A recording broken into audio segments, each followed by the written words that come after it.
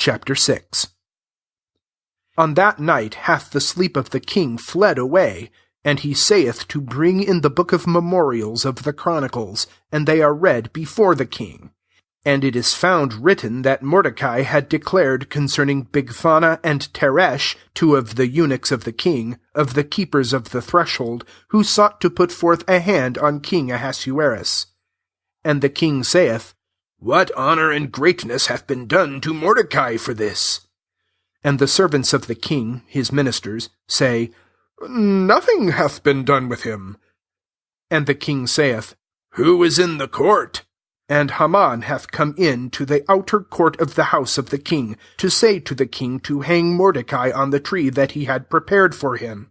And the servants of the king say unto him, Lo, Haman is standing in the court. And the king saith, Let him come in. And Haman cometh in, and the king saith to him, What? To do with the man in whose honor the king hath delighted? And Haman saith in his heart, To whom doth the king delight to do honor more than myself?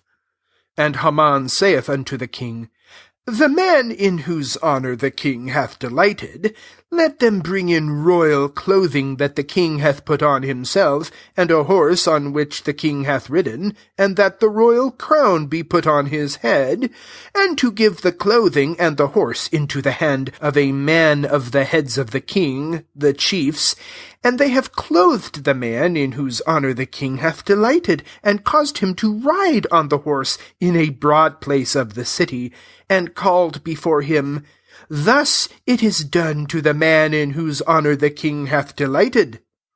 And the king saith to Haman, Haste, take the clothing and the horse, as thou hast spoken, and do so to Mordecai the Jew, who is sitting in the gate of the king. There doth not fall a thing of all that thou hast spoken.